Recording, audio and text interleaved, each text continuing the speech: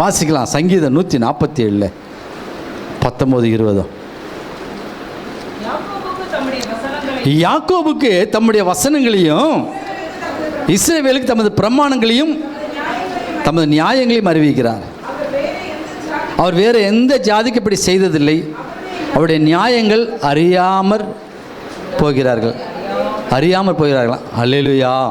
என்ன சொல்லப்பட்டிருக்கு? யாக்கோபுக்கு எதை வெளிப்படுத்துகிறாரா? தம்முடைய வசனங்களை. யாக்கோபுக்கு தம்முடைய வசனத்தை வெளிப்படுத்துகிறாரு.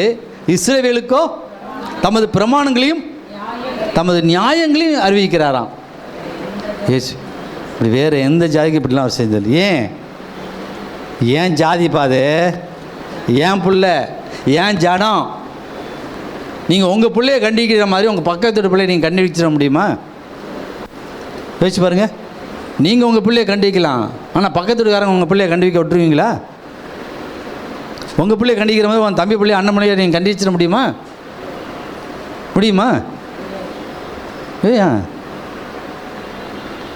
அப்போ ஆண்டவரும் அவங்க அப்படிலாம் தப்பு பண்ணுறாங்க, அவங்க உண்மையை கேட்க மாட்டேங்கிறார் ஆண்டவர். ஏன் என்னை மட்டும் கண்டிக்கணும்? ஏன் எனக்கு மட்டும் பண்ணலாம் சார்? நானும் நீங்களும் அவருடைய பிள்ளைங்க. நானும் நீங்களும் யார்? அவருடைய பிள்ளை, அவருடைய சந்ததி, அவருடைய வாரிசு. அதனால தான் அவருடைய சுதந்திர வீதம். அதனால தான் என்னையும் ஒன்றையும் அவர் தண்டிக்கிறாருன்னா இதுதான் காரணம். உரிமையாக ஆசிரியர்ல ஆண்டவரே எனக்கு செய்யுங்கன்னு உரிமையாக கேட்குறோம்ல.